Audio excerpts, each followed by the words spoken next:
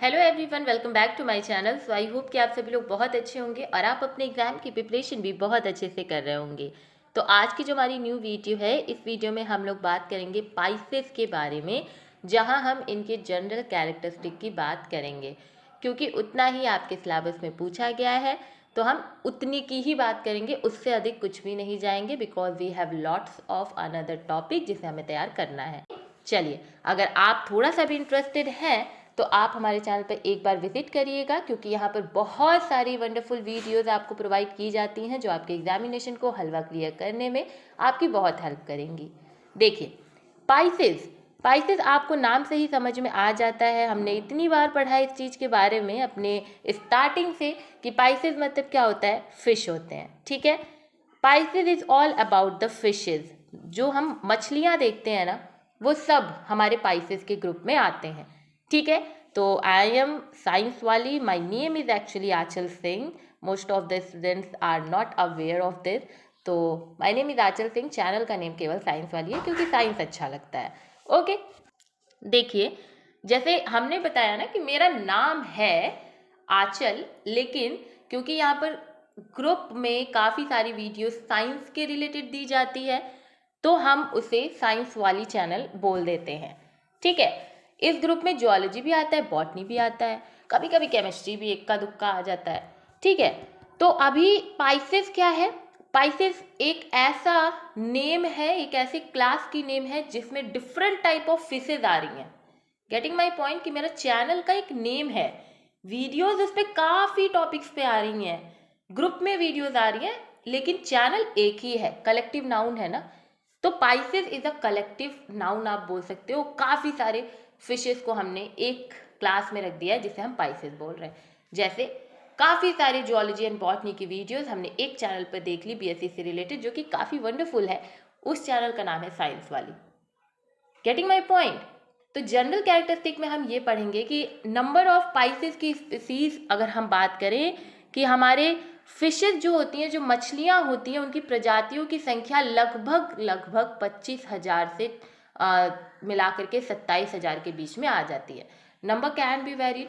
बहुत सारे numerical data आपको देखने को मिलेंगे बहुत सारी बुक्स में, तो वहाँ थोड़ा सा हम लोग के लिए क्या हो जाता है, डिफ़िकल्ट हो जाता है।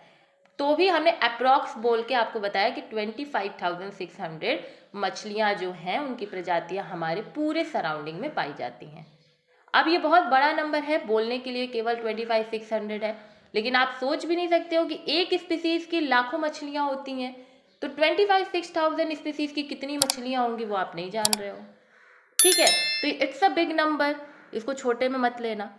अब जो हमारी स्टडी होती है फिशेस की, हम उसे बोलते हैं ichthyology. The term ichthyo is all about the fishes. ये टर्म ही हमारे फिश के लिए बना है। कौन सा टर्म? इक्थियो।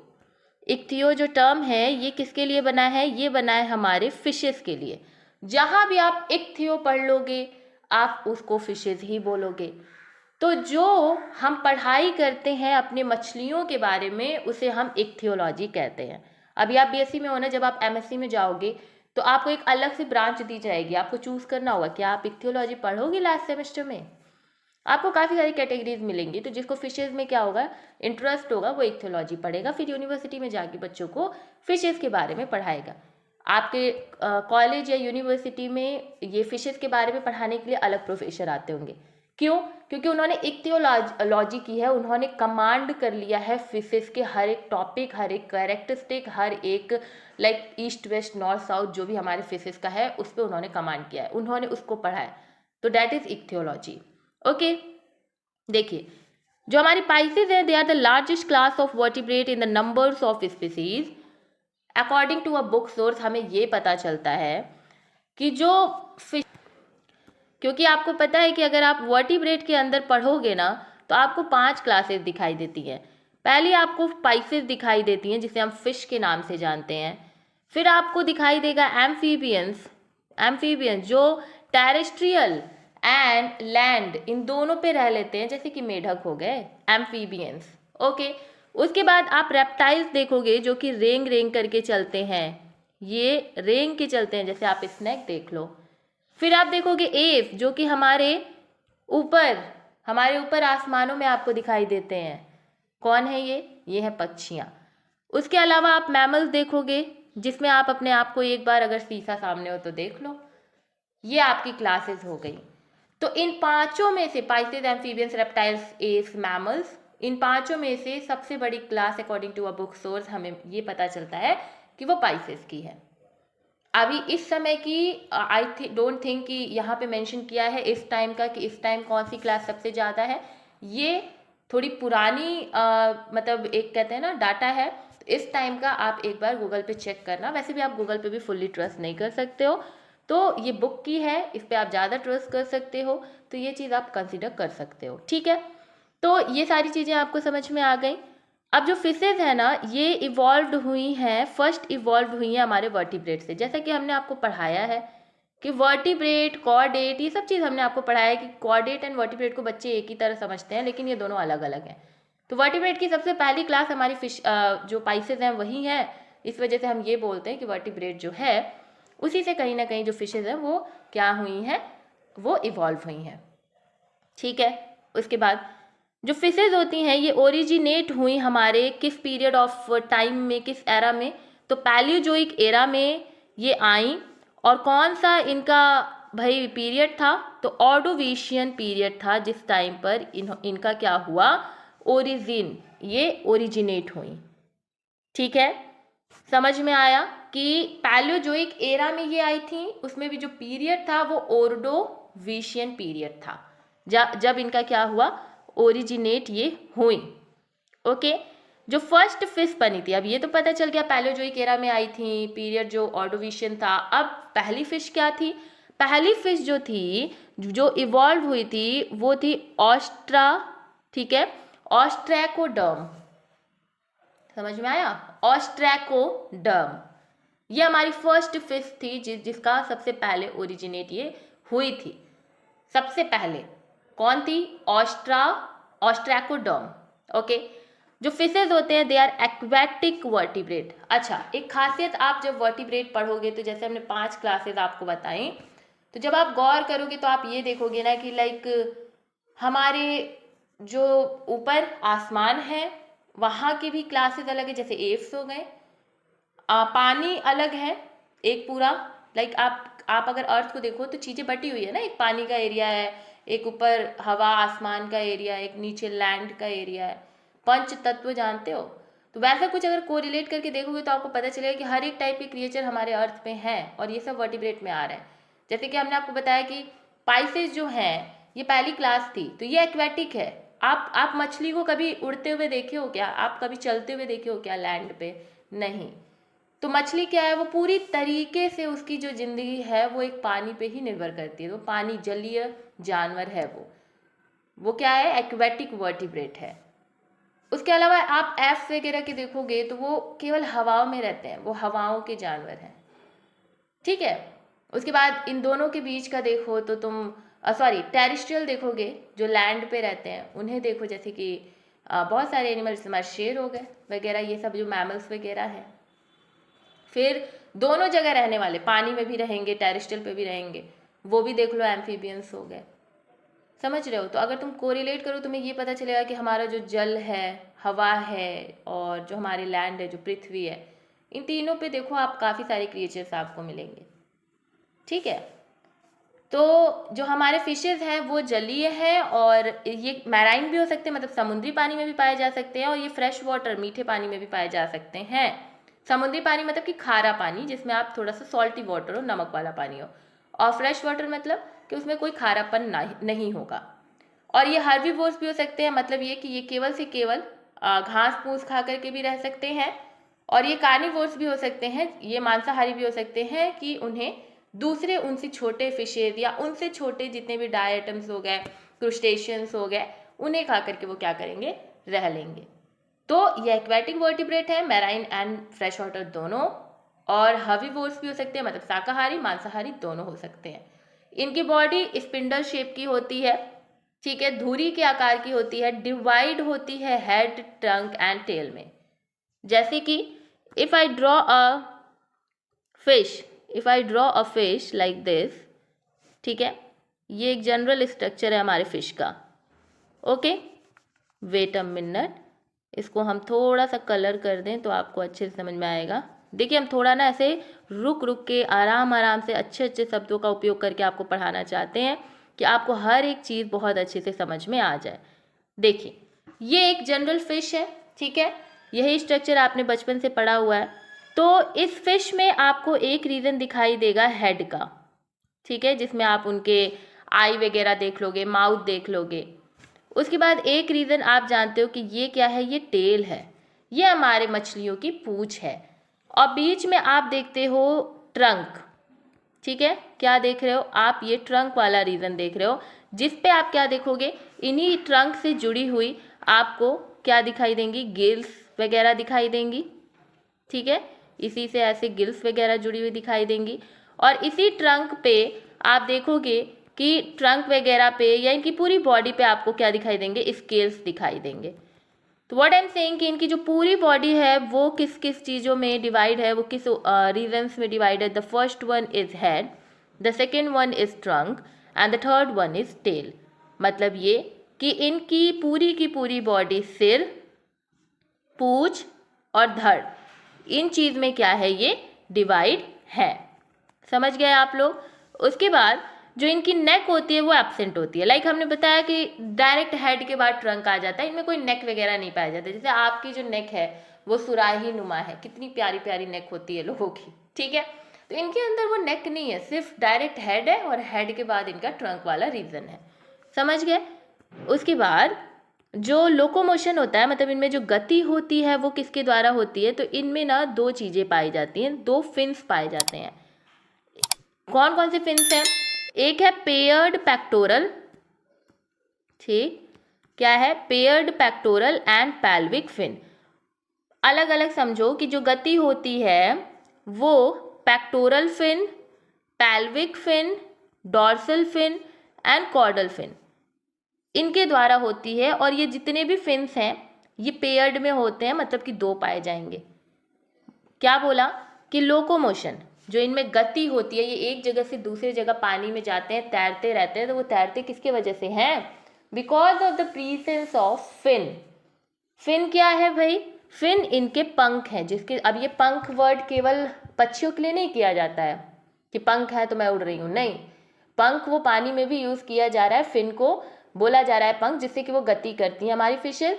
और ये इनमें गति करने के लिए 4 तरीके के पंख दिए गए हैं, 4 तरीके के इनके फिन हैं। कौन कौन से हैं, pectoral and pelvic, dorsal and caudal, ठीक है। और ये दोनों ही तरफ होंगे हमारे फिश की बॉडी में। जैसा कि हमने बताया कि if this is the fish, ठीक है, if this is the fish, तो इनमें क्या पाया जाएगा, पेयर्ड, एक इधर भी पेक्टोरल होगा, एक इधर भी पेक्टोरल होगा, एक इधर भी पैल्विक होगा, एक इधर भी पैल्विक होगा, एक इधर भी कॉर्डल होगा, एक इधर भी कॉर्डल होगा, उसी तरह से डॉर्सल होगा, ठीक है। तो दोनों क्या होंगे, दोनों तरफ बॉडी के पाए जाएंगे।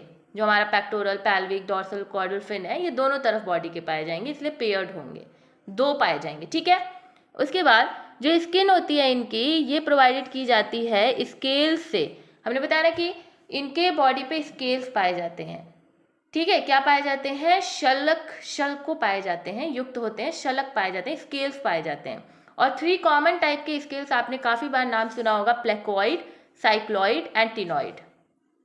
सुना है, प्लेकोइड सुना है, साइक्लॉइड सुना है, टिनॉइड सुना है। अब देखो इन तीनों को एक बार गूगल पे सर्च करना, इनके फिगर में डिफरेंस होता है और कुछ नहीं है, ठीक है। तो प्लेकोइड टाइप के स्केल होते हैं, साइक्लॉइड होते हैं, टिनॉइड होते हैं।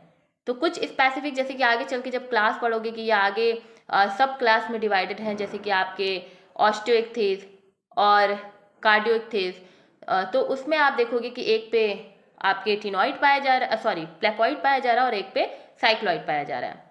ये समझ में आ गया कि स्किन जो होती है वो स्केल से बनी होती है, पूरी ऊपर की, जैसे आपकी जो स्किन है वो पूरी कवर है किस चीज़ से, हेयर से।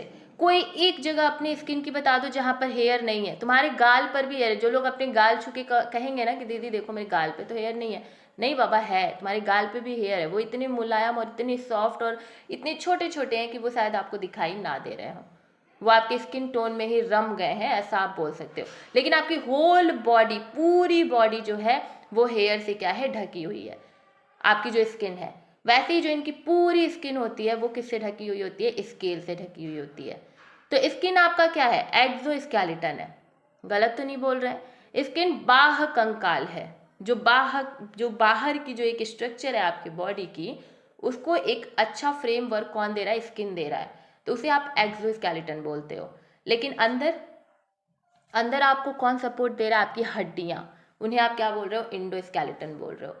तो एक्सोस्केलेटन तो इनमें आप देख रहे हो कि स्केल से बनी हुई है, लेकिन इंडोस्केलेटन जो होती है वो कार्टिलेज से भी बनी हो सकती है और बोन से भी बनी हो सकती है, मतलब हड्डियों से भी बनी हो सकती है। ठीक है, तो अब हम बताते हैं कार्टिलेज और हड्डी का क्या फंडा है। ठीक है, एक बार अपने कान टच करो। ठीक है, कान टच करो तुम एक बार, मेरे कहने पे कर लो, अरे इतना भी आलस मत दिखाओ। तो कान तुमने अगर टच किया तो तुम्हें ये दिख रहा होगा कि यहाँ पे तुम्हें कोई बोन जैसा फील नहीं हो रहा है, बड़ा सॉफ्ट, बड़े मुलायम है तुम्हारे ये पार्ट। तुम इसे फ्लैक्सिबिलिटी इसकी देख रहे हो, तुम इसे किसी चारों ओर मोड़ना चाहो ना तो मोड़ सकते हो। नीचे वाला मोड़ना, ऊपर वाला मत मोड़ लेना, बाद में कहना दीदी की वजह से दर्द कर रहा है। तो नीचे जो तुम्हारे कान के है ना पार्ट, जहाँ पे बाली वगैरह लड़कियां पहनती हैं, वो वाला पार्ट आप थोड़ा सा मुड़ाओ एक बार, आप देखो, आपको फील होगा कि ये कितनी ज़्यादा फ्लैक्सिबल है। क्यों? क्योंकि ये कार्टिलेज से बने हुए हैं। और कोई पार्ट बताओ, तुम्हें याद आ रहा है? कोई पार्ट बताओ। तुम्हारे आँख है? आँख ऑब्वियसली है। तो फिर आँख के जो ऊपर ये जो होती है ना, हम क्या बोलें इसको, पलक वाला जो ये रीजन होता है, वो वाली स्किन एक बार उठाओ, एक बार तुम उसको टच करके देखो, वो भी पूरी की पूरी कार्टिलेज से बनी हुई है। तुम्हारे नाक का रीजन बीच वाला छोड़ करके उसके अगल बगल में टच करो, ये भी पूरा कार्टिलेज से बना हुआ है। There is no any bone, कोई बोन नहीं है। तो एक फिश ऐसी होती हैं जो इतनी फ्लैक्सिबल होती हैं, इतनी मुलायम होती है, उनकी बॉडी में कोई बोन होता ही नहीं। अगर बोन होगा तो एक सेंट्रल बोन होगा और पूरी बॉडी क्या होगी? बनी होगी आपके कार्टिलेज से। लेकिन दूसरी तरफ आप देखोगे तो एक ऐसी भी मछलियाँ होती हैं, उनका ग्रुप अलग है, जो कि केवल से केवल किससे बनी होंगी? हड्डियों से बनी होंगी। आपके पूरे के पूरे उनके बॉडी में आप हड्डियाँ देखोगे। समझ गए? बहुत सारी चीज़ें आपको बता दी हमने। अगर रिवाइज करें तो हम ये जान रहे हैं कि हमारी जो फिशेज हैं वो एक्वेटिक भी हो सकती, मतलब एक्वेटिक होती हैं, जिसमें वो मैराइन भी हो सकती हैं, फ्रेश वाटर भी हो सकती हैं। They can be herbivores and carnivores also, मतलब कि मांसाहारी शाकाहारी दोनों हो सकती हैं। जलीय होती हैं, जिसमें हम देखें तो मीठे पानी और खारे पानी दोनों में रहती हैं।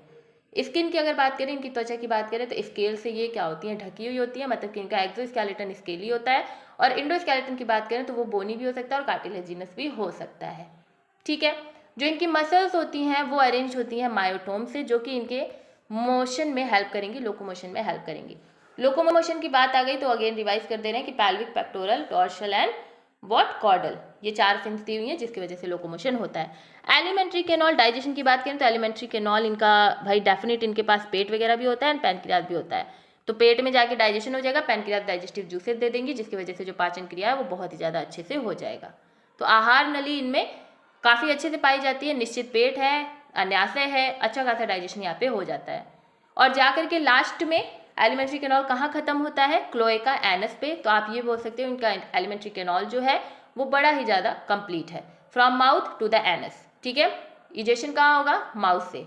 ईज एक स्पेसिफिक रेस्पिरेटरी ऑर्गन होता है। श्वसन जो क्रिया है इनमें वो किसके द्वारा होती है? गलफड़ों के द्वारा होती है, गिल्स के द्वारा होते हैं। They have Gill slit 5 to 7 pair, इनके पास गिल स्लिट होते हैं 5 से 7 पेयर, मतलब कि 10 से 14 इनके पास क्या होंगे? गिल स्लिट्स होंगे। नेकेड भी हो सकते हैं, मतलब आपको आपकी खुली आंखों से ये गिल स्लिट दिखाई भी दे सकते हैं, या फिर ये ऑपेक्युलम के द्वारा कवर्ड भी किए जा सकते हैं। गिल स्लिट है ना, मतलब कि वो एक पोरनुमा स्ट्रक्चर होगा। समझ लो, स्लिट मतलब क्या होता है? पोरनुमा स्ट्रक्चर होता है। स्लिट मतलब बांटा हुआ एक स्ट्रक्चर होता है। ठीक है, लाइंस वगैरह खींची होंगी, बांटा हुआ स्ट्रक्चर होगा। तो ये गिल स्लिट आपको दिखाई भी दे सकते हैं, हो सकता है कि ये कवर हो इनके ऑपरक्युलम के द्वारा। रेस्पिरेशन की बात हो गई। अच्छा, उसके बाद इनमें थोड़ा सर्कुलेशन की बात कर लें तो हार्ट इनमें 2 चैम्बर का होता है। ये चीज़ याद रखना, क्योंकि वर्टिब्रेट में जैसे जैसे आगे बढ़ोगे ना चैम्बर्स बढ़ते जाएंगे।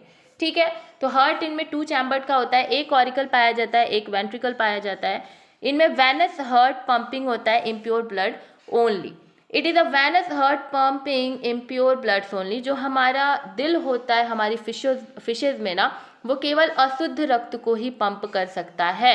लाइक हमारी बॉडी में जो हमारा अशुद्ध, डीऑक्सीजनेटेड, ऑक्सीजनेटेड ब्लड, सभी को क्या होता है? इम्प्योर प्योर ब्लड सभी का सर्कुलेशन होता है, पंप करता है हमारा ब्लड, जो हार्ट है वो एक्सचेंज कराता है, हर एक चीज़ जो हमारे में परफेक्ट चलता है। इनमें क्या होता है? केवल से केवल इम्प्योर जो ब्लड होगा उसकी पंपिंग हमारा जो हृदय होगा वो करेगा। इनमें साइनस वेनसेस प्रेजेंट होते हैं, ठीक है। जो अब हम देखिए सर्कुलेशन की बात हो गई, अगर हम hepatic portal system, renal system की बात करें तो ये भी इनमें पाया जाता है। बोथ जो इनमें रेनल पोर्टल है, हिपैटिक पोर्टल सिस्टम है, ये सब चीज़ें भी इनमें पाई जा रही हैं। इनके ब्लड में अगर हम बात करें तो जो इरिथ्रोसाइट होता है, जो आरबीसी होता है, वो न्यूक्लिएटेड होता है। जो इनमें आरबीसी होंगे, रेड ब्लड सेल्स होंगे, इरिथ्रोसाइट्स, वो क्या होंगे, पूरी तरह से न्यूक्लियस से भरे होंगे, दे आर न्यूक्लिएटेड, ठीक है। उसके बाद इनका जो किडनी होता है वो मीजोनेफ्रिक होता है। ये देख लो, AFMC 1993 में पूछा गया है कि पाइसेस की जो किडनी होती है वो क्या कहलाती है। तो इनकी किडनी को हम लोग मीजोनेफ्रिक बोलते हैं। ये चीज़ याद रख लेना, कुछ चीज़ें याद रख लो कि जैसे रेस्पिरेशन के लिए एक स्पेसिफिक दिया जा रहा है भाई कि आप रेस्पिरेशन गिल के द्वारा करो, फिर इनकी किडनी मीजोनेफ्रिक है, प्लस इनमें जो हार्ट है वो इम्प्योर ब्लड ही पंप करेगा। उसके अलावा लोकोमोशन भैया तुम्हारे मायोटोम्स की वजह से होगा, जो मूवमेंट होगी इनकी बॉडी में वो मायोटोम्स की वजह से होगी। तो ये सारी चीज़ें थोड़ा सा याद करते चलना, ये सब चीज़ें तुम्हें याद रहेगी। और सबसे बेसिकली चीज़ है कि तुम हार्ट चैम्बर बहुत बार पूछ दिया जाता है, तो हार्ट चैम्बर इनमें 2 चैम्बर्ड का होता है, ठीक है। एक्सक्रीशन की बात करें तो एमोनोटेलिक और यूरोटेलिक होता है, मतलब एमोनिया क्योंकि पानी में रह रहा है ना, तो पानी वाला मोस्ट ऑफ द तुम एमोनिया और यूरिया ही देखोगे, ठीक है। तो एमोनिया और यूरिया इनका क्या होता है, एक्सक्रीटरी सब्सटेंस होता है, इसी वजह से वो बाहर निकलता है, तो हम उसका एक्सक्रीशन बोल देते हैं कि एमोनोटेलिक एंड यूरोटेलिक ये हो सकते हैं, ठीक है। क्रैनियल नर्व्स यहाँ पे पाए जाते हैं, 10 पेयर्स के इनके क्रैनियल नर्व्स होते हैं। This is another important point, ये चीज़ याद रखना क्योंकि हर वर्टिब्रेट के क्लास में तुम अलग अलग चीज़ें देखोगे, ठीक है। नंबर केवल अलग देखोगे, पॉइंट सेम ही रहेंगे। फिर इनमें पेयर्ड नेजल सैक्स पाए जाते हैं, जो थैलेनुमा स्ट्रक्चर होता है, नेजल मतलब सांस लेने के लिए, और ये ओपन नहीं होते हैं माउथ में जाके नहीं खुलते हैं। फिर अगर इनके कान वगैरह की बात करें तो ये सब इनमें एब्सेंट होता है, लाइक टिम्पैनम हो गया, टिम्पैनिक कैविटी हो गया, ईयर हो गया, ईयर ऑसिकल हो गया, ये सब इनमें क्या होता है, एब्सेंट होता है। क्या होता है, अनुपस्थित होता है, नहीं पाया जाता है। तो देख लो, कान की अस्थियां वगैरह या फिर टिम्पैनम, टाइम्पैनिक, ये सब नहीं पाया जाएगा। इंटरनल ईयर पाया जाता है जिसमें कि 3 सेमी सर्कुलर कैनॉल्स होते हैं, और इन्हीं के द्वारा इनको जो भी थोड़ी बहुत आवाज़ आ जाती है वो सुन लेते हैं। इनमें लेटरल लाइंस जो होती हैं वो रिसेप्टर्स की तरह, मतलब लेटरल लाइंस रिसेप्टर्स इनमें प्रेजेंट होता है। ये चीज़ भी BHU के 1995 में पूछा गया है कि लेटरल लाइंस जो है वो लेटरल लाइन रिसेप्टर किसमें प्रेजेंट होता है, तो पाइसेस में। इनमें सेक्सेस सेपरेट होते हैं, मतलब कि मेल फिश एंड फीमेल, नर मछली एंड मादा मछली जो होंगे, they both are what different, अलग होंगे, ये भी पूछा गया है, ओके। उसके बाद फर्टिलाइजेशन जो इनमें होता है वो इंटरनल भी हो सकता है, एक्सटर्नल भी हो सकता है, मतलब कि एग एंड जो क्या कहते हैं स्पर्म है वो पानी के बाहर भी आके फर्टिलाइजेशन कर सकते हैं, और फिर बॉडी में भी इन लोग का फर्टिलाइजेशन हो सकता है। तो फर्टिलाइजेशन जो इनका निषेचन है वो आंतरिक भी हो सकता है और बाह्य भी हो सकता है, ठीक है। फीमेल जो होती हैं वो ओविपेरस एंड विविपेरस दोनों हो सकती हैं, एक्सेप्शन की बात है ना, हमेशा नहीं है कि आप ओविपेरस ही देखोगे, विविपेरस भी हो सकती हैं। तो फीमेल में आप देखते हो कि अंडे देने वाले ये होते हैं और कई बार जन्म भी दे देते हैं, ठीक है। ओवी कैसे याद रखना है इसको, ओवी हमने बार बार पढ़ाया हुआ है कि ओवी में ओ जो है वो अंडेनुमा आपको स्ट्रक्चर दिखाई देता है, इसलिए आपको याद रखना है कि ओवी से अंडा, ठीक है। तो ओवी पैरस जितने भी होते हैं वो सबके सब अंडे देते हैं। तो फीमेल जो है यहाँ पर फिशेज में वो भी ओवी पैरस भी हो सकती हैं, वीवी पैरस भी हो सकती हैं।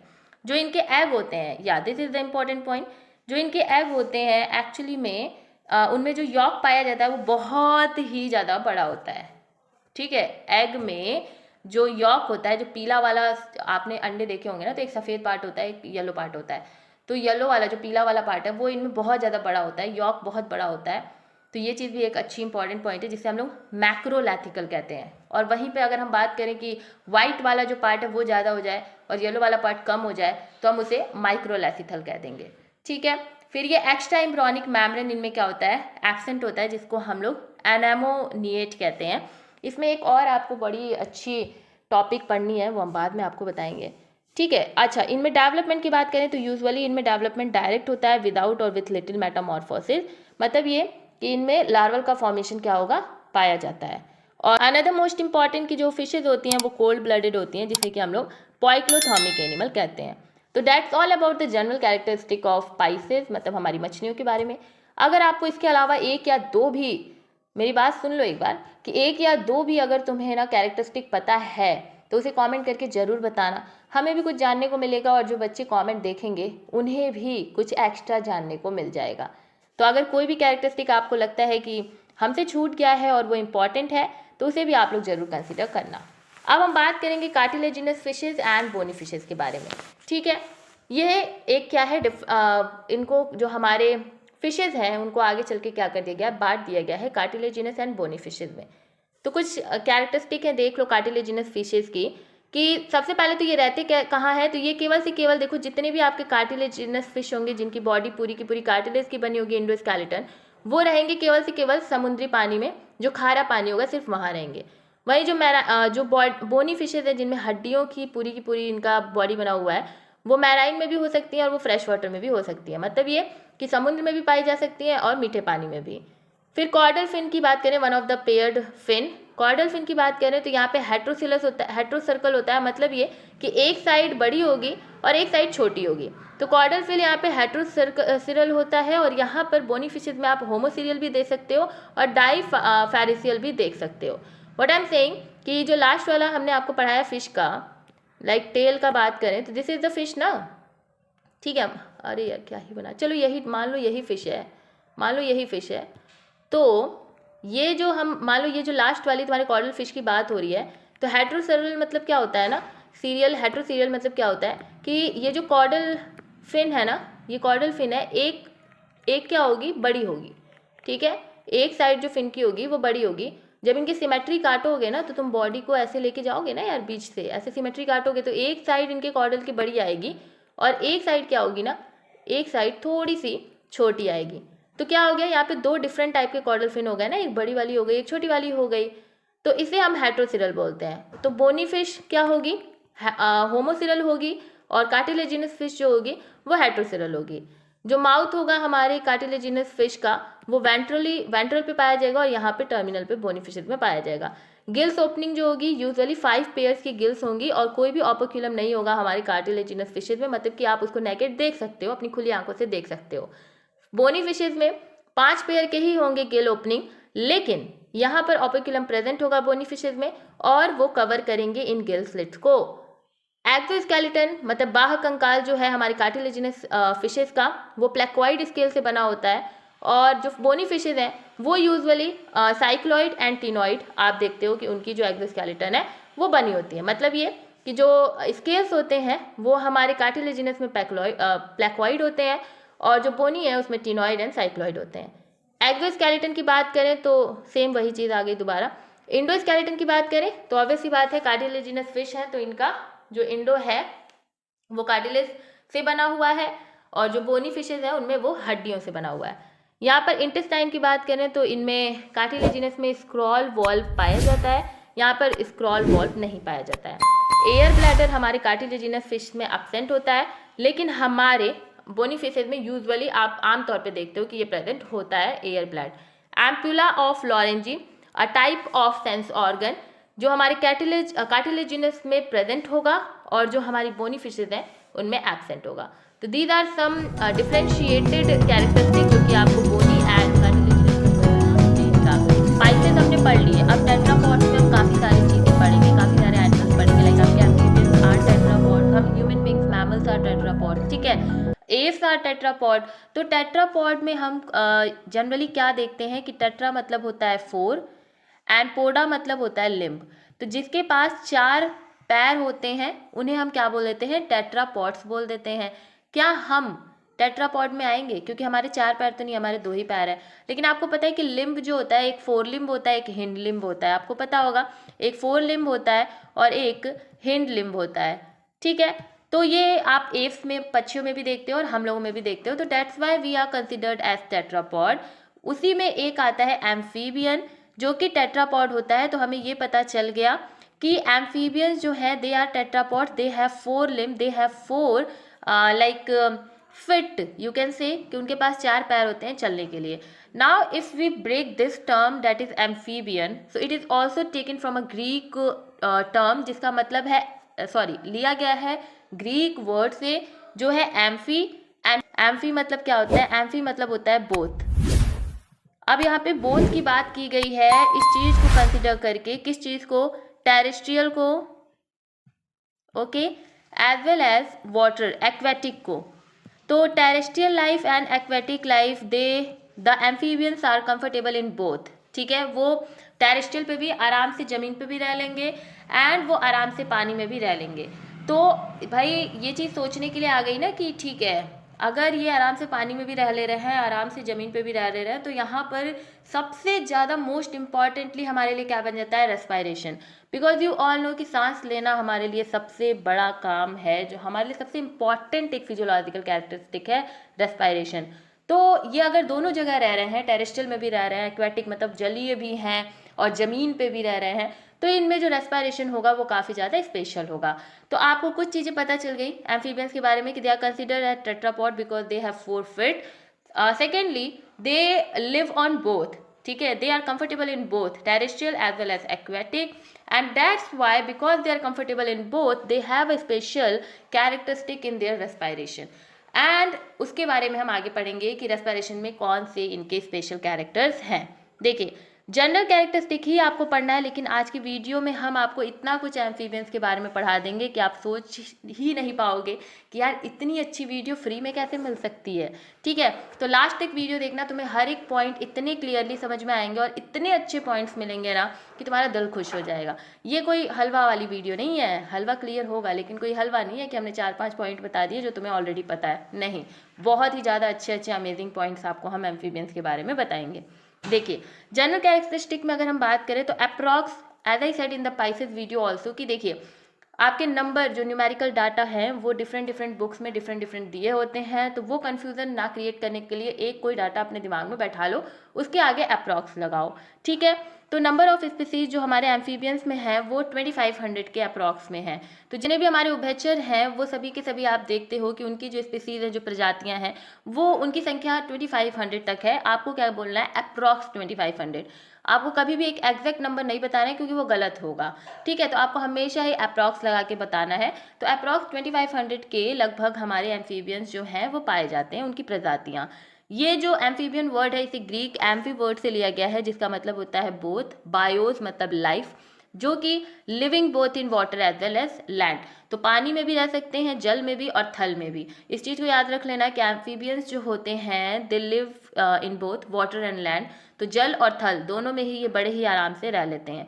एम्फीबियंस जो है वो वर्टिब्रेटा की स्मॉलेस्ट क्लास मानी जाती है। लाइक हमने आपको बताया था कि वर्टिब्रेट्स आर फर्दर क्लासिफाइड, ठीक है, इन द क्लासेस, जो कि आपके हो गए Pisces, amphibians, apps, reptiles, mammals हो गया। तो ये 5 है ना, तो इनमें से जो सबसे छोटी है वो एम्फीबियंस की क्लास है और सबसे बड़ी वाली हमने आपको कल बताई थी पाइसेस की क्लास। ठीक है, अच्छा, एम्फीबियंस जो हैं ये कब ओरिजिनेट हुए थे, तो ये डेवोजियन पीरियड में क्या हुए थे, ओरिजिनेट हुए थे। देख लो, पीसीएस 1997 में पूछा गया था कि एम्फीबियंस जो है वो किस समय पर, उनका कब उनका ओरिजिनेशन हुआ, कब वो उनकी उत्पत्ति हुई। तो डेवोडियन पीरियड में उनकी उत्पत्ति हुई, पैलियोजोइक एरा में। कहाँ, किससे हुई, स्टेगोसिफेलिया से की उत्पत्ति हुई, स्टीगोसिफेलिया के बारे में। और ये स्टीगोसिफेलिया इस टाइम पे करंट में अगर हम देखें प्रेजेंट में, तो ये क्या हो गए, एक्सटिंक्ट हो गए हैं, ये नहीं पाए जाते हैं। समझ में आया कि ये कहाँ से इनकी उत्पत्ति हुई, स्टेगोसिफेलिया नाम के एनिमल्स से, और इनकी उत्पत्ति हुई डेवोनियन पीरियड में। ये डेवोनियन पीरियड पैलियोजोइक एरा का माना जाता है। तो पैलियोजोइक एरा में डेवोनियन पीरियड किससे, स्टीगोसिफेलिया से। ठीक है, ये चीज़ें आपको याद रखनी है। उसके बाद एम्फीबियंस आर एक्वेटिक और semi aquatic, not found in sea. ठीक है, ये चीज़ याद रखना है कि ये एक्वेटिक होते हैं, जलीय होते हैं, ओके, सेमी एक्वेटिक भी होते हैं, फ्रेश वाटर में पाए जाते हैं, ये समुद्र में नहीं पाए जाते हैं। इस चीज़ को आपको बहुत अच्छे से याद रखना है। ठीक है, और they are not found in sea. Carnivores are tetrapods vertebrate. तो एम्फीबियंस को हम लोग क्या बोलते हैं, कार्निवोर्स टेट्रापोड वर्टिब्रेट। मतलब ये कि ये क्या होते हैं, मांसाहारी होते हैं।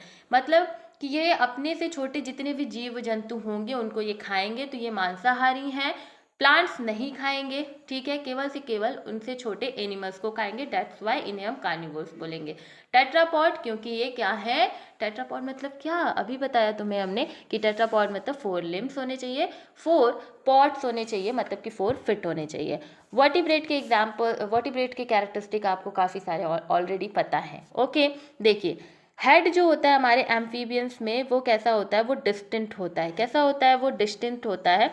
सिर अलग होता है, ट्रंक इलोंगेटेड होता है, नेक एंड टेल भी इनमें प्रेजेंट होता है और कभी कभी देखा जाता है कुछ ऑर्गेनिजम्स में, एम्फीबियंस में ये क्या हो जाता है, एब्सेंट हो जाता है। तो इनका जो सिर होता है वो अलग होता है, धड़ बहुत ही ज़्यादा लंबा होता है, मतलब ट्रंक वाला, और गर्दन और पूंछ मौजूद भी हो सकते हैं और अनुपस्थित भी हो सकते हैं।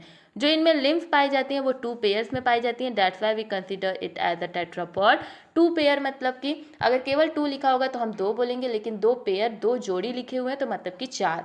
ठीक है। कुछ कुछ जो इसमें एम्फीबियंस होते हैं ना वो लिम्फ लेस भी होते हैं, उनके पास पैर ही नहीं होता है, बट क्योंकि अदर कैरेक्टरिस्टिक मिलते जुलते हैं तो हम उन्हें इसी एम्फीबियंस में रख देते हैं। जो इनमें टोज होती हैं वो 4 से 5 होती हैं, पेंटाडेक्टाइलस बोलते हैं, 5 है ना, तो पेंटाडेक्टाइलस, अगर 4 होंगी टोज तो टेट्राडेक्टाइलस, ओके, या फिर उससे कम भी हो सकती हैं।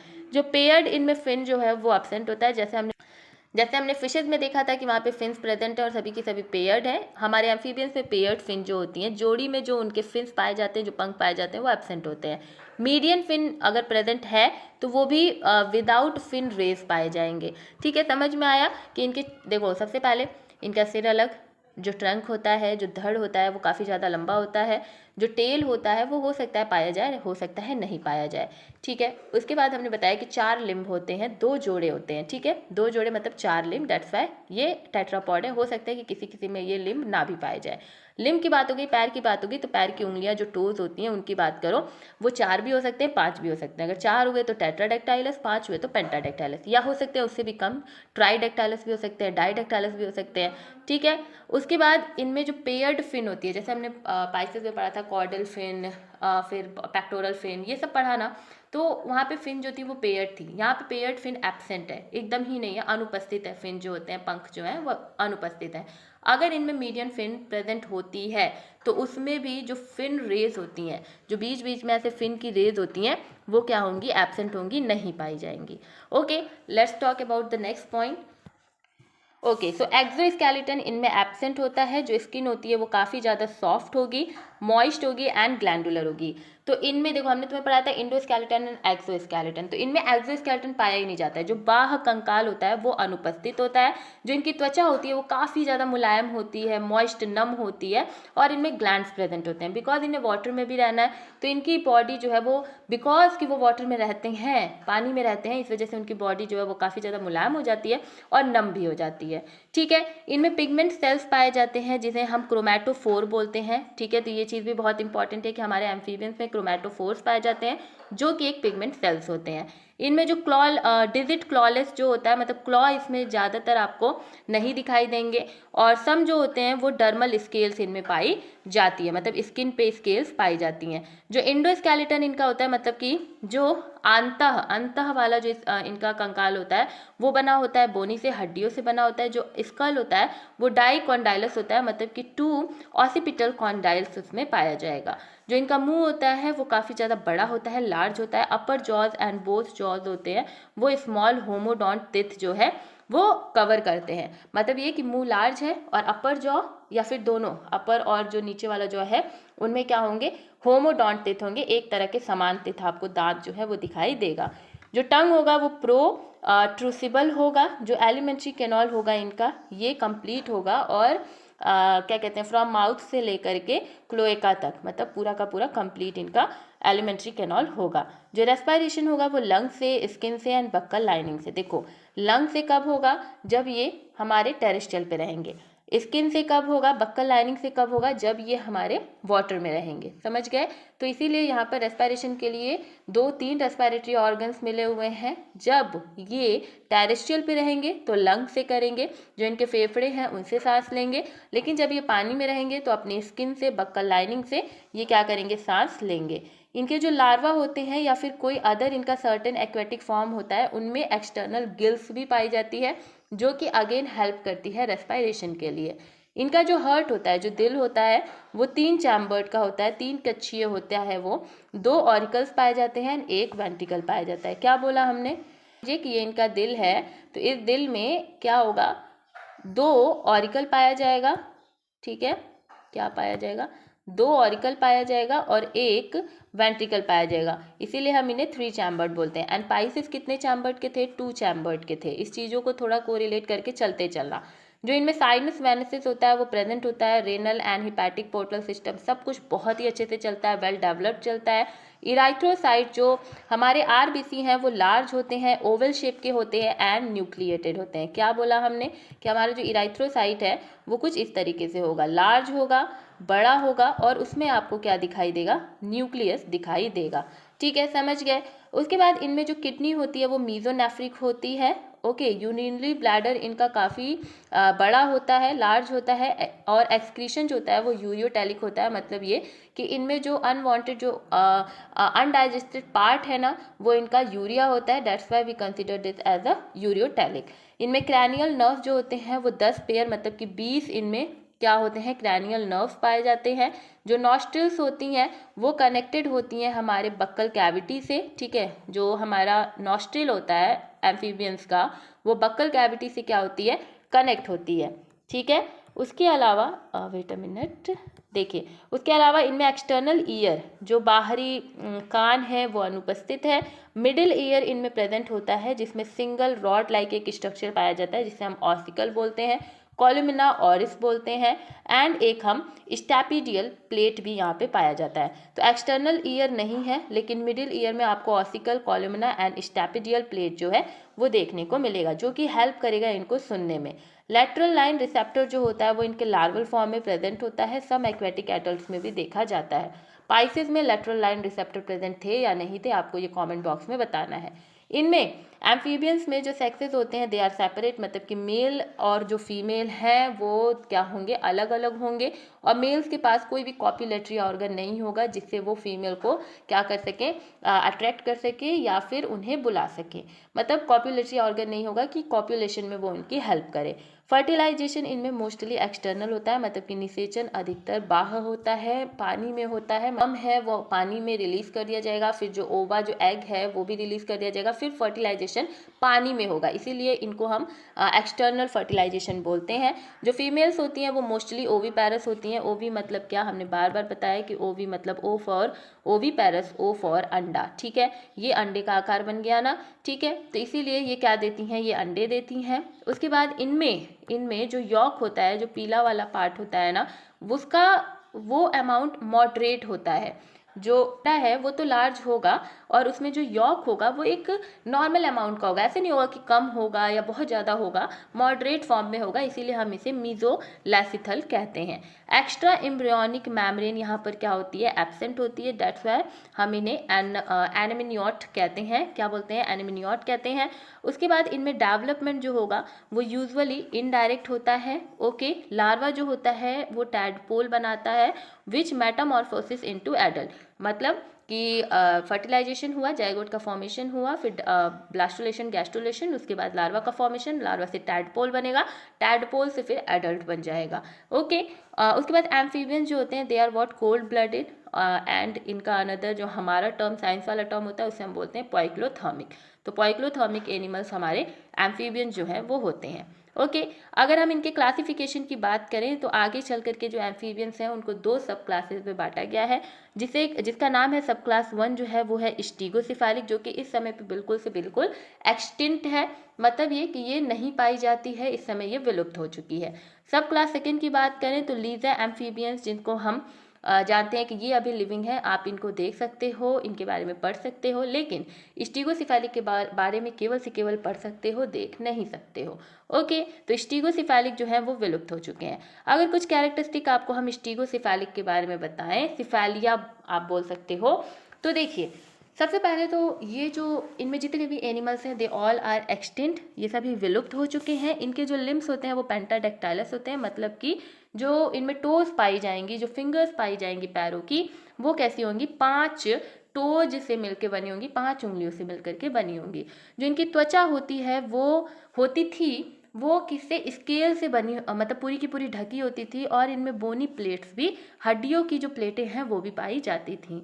दीज वर क्रोकोडाइल और सैलामेंड्रल लाइक एम्फीबियन। जैसे आप स्टीगोसिफेलिया के जितने भी एनिमल्स हैं ना वो सभी आपको मगरमच्छ और सैलामेंडर होते हैं ना, सेम उन्हीं के बॉडी स्ट्रक्चर के नुमा आपको वो दिखाई देते हैं। ठीक है, जो इनमें स्कल्स होता है वो कम्प्लीटली रूफ्ड होता है ओवर द बोन्स, जो खोपड़ी होती है वो पूरी तरह से हड्डियों से क्या होती है, ढकी हुई होती थी। फिर जो टिथ होता था ये इनलार्ज्ड, काफ़ी बड़ा होता था, और फोल्डेड डेंटाइन इनमें आपको दिखाई देता था बोथ जॉज में, जो अपर जॉ एंड लोअर जॉ है देख लो। ये इस तरीके से स्टीगोसिफेलिक सिफेलिया आपको दिखाई देते थे। सैलमेंडर लाइक, क्रोकोडाइल लाइक आपको इनका अपीयरेंस दिखाई देता था। तो ये थे हमारे स्टीगोसिफेलिया, और ये हो चुके हैं एक्सटिंक्ट, तो ये विलुप्त हैं, केवल आप इनके बारे में पढ़ सकते हो। लिविंग की बात करें, लिविंग एम्फीबियंस में आप पढ़ते हो लीसा एम्फीबिया। लीसा एम्फीबिया जो है ये मॉडर्न लिविंग एम्फीबियंस हैं जिनमें बोनी डर्मल स्केलेटल नहीं पाया जाता है। जैसे हमने स्टीगोसिफेलिया में पढ़ा कि बोनी डर्मल स्केलेटन पाया जा रहा था, यहाँ पर आपको कोई भी हड्डीदार त्वचीय कंकाल नहीं देखने को मिलेगा। जो यहाँ पर दांत होते हैं वो बहुत छोटे होते हैं और सरल होते हैं। जो लिम्फ एम्फीबियंस हैं इनको अगेन हम 3 ऑर्डर्स में क्या करते हैं, क्लासिफाई करते हैं। फर्स्ट ऑर्डर है जिम्नोफियोना, जिसको हम एपोडा बोलते हैं, जिनमें आप देखोगे इन सभी जितने भी हमारे फियोना में जितने भी ऑर्गेनिजम्स होंगे, जितने भी एम्फीबियंस होंगे, उनमें पैर होगा ही नहीं, एपोडा मतलब कि कोई पैर नहीं है, ए मतलब एब्सेंट। यूरोडेला जो है ये हमारा सेकंड ऑर्डर है एम्फीबिया का, एंड थर्ड जो है वो है सैलेंटिनिया। ठीक है, तो सैलेंटिया ये सब बाद में पढ़ेंगे, पहले एपोडा के बारे में पढ़ो। जिम्नोफियोना जिसे हम बोलते हैं, इनमें जितने भी एम्फीबियंस होंगे, जितने भी उभयचर होंगे, वो सभी के सभी लिम्फलेस होंगे, मतलब कि अंगहीन होंगे, कोई भी इनमें पैर नहीं पाया जाएगा। दे आर ब्लाइंड, मतलब ये अंधे होते हैं। इलोंगेटेड, लंबे होंगे। वॉर्म लाइक, क्रीमी जैसे आपको दिखाई देंगे, जैसे कि आप केचुए वगैरह देखते हो, सेम उसी तरीके से आपको ये दिखाई देंगे। ये बरोइंग होते हैं, मतलब ये बिल खोद करके रहने वाले होते हैं। इनकी स्किन जो होती है वो डर्मल होती है, मतलब त्वचा जो है वो धसा हुआ त्वचीय सल्क स्केल से क्या होते हैं, ये पूरे के पूरे ढके होते हैं, है ना। हमारे एपोडा में वो प्रोट्रूसिबल कॉपुलेटरी ऑर्गन्स को कंटेन करते हैं। जैसे हमने एम्फीबियंस में पढ़ा ना कि कॉपुलेटरी ऑर्गन एब्सेंट होता है इनमें, मेल्स में, लेकिन जब आप जिम्नोफियोना के बारे में पढ़ोगे, एपोडा के बारे में पढ़ोगे, तो वहाँ आप देखोगे कि इनके जो मेल्स हैं ना उसमें कॉपुलेटरी ऑर्गन है, भले वो वेल डेवलप नहीं है बट या वो है। इसके एग्जाम्पल्स कुछ हैं आपको, जैसे कि इक्थियोपिस आपने बहुत बार सुना होगा, फिर यूयो टिफाइलस सुना होगा, रीना ट्रिमा सुना होगा, फिर टाइफ्लोनेक्टास। देखो ये जो इक्थियोपिस है ना ये बहुत बार पूछा गया है, एंड चांसेस भी हैं कि आपके एमसीक्यू क्वेश्चन हो तो ये सारी चीज़ें आपसे पूछी जाए। जैसे कि आप देखो सीपीएमटी 1991, बीएचयू 1997 में ये चीज़ें पूछी हुई हैं कि भाई जो हमारा इक्थियोपिस है वो किस क्लास से बिलोंग करता है, किस ऑर्डर से बिलोंग करता है, ये चीज़ आपसे पूछा जा सकता है। ठीक है, समझ गए आप लोग। फिर देखिए इक्थियोपिस के बारे में हम थोड़ा सा डिस्कस करेंगे क्योंकि ये बहुत ज़्यादा मोस्ट इंपॉर्टेंट है।